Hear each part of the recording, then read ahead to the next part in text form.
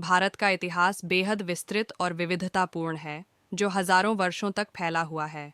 यह भूमि प्राचीन सभ्यताओं, साम्राज्यों, सांस्कृतिक आदान प्रदान और औपनिवेशिक संघर्षों का साक्षी रही है।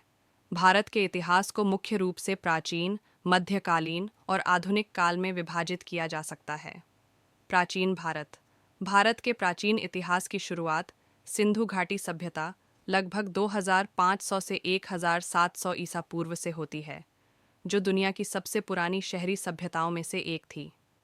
हड़प्पा और मोहनजोदड़ो जैसे शहर अपनी उन्नत नगर योजना और व्यापारिक संरचना के लिए जाने जाते हैं।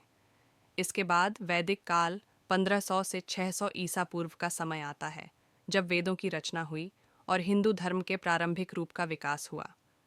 इस काल में महाजनपदों का उदय हुआ, जिनमें मगध, कौशल और अवंती प्रमुख थे। छठी शताब्दी ईसा पूर्व में महात्मा बुद्ध और महावीर स्वामी ने क्रमशः बौद्ध धर्म और जैन धर्म की नींव रखी।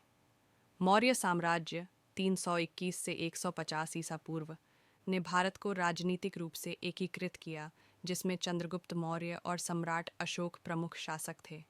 अशोक ने कलिंग युद्ध के बाद बौद्ध धर्म को अपनाया और उसकी शिक्षाओं को दूर दूर तक फैलाया। मध्यकालीन भारत। इस काल में भारतीय उपमहाद्वीप में कई राजवंशों का उत्थान और पतन हुआ।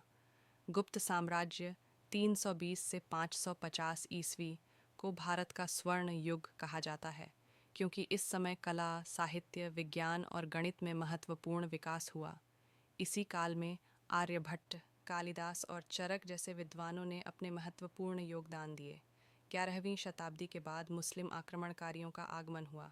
महमूद गजनी और मोहम्मद गौरी के आक्रमणों के बाद दिल्ली सल्तनत 1206 से 1226 की स्थापना हुई,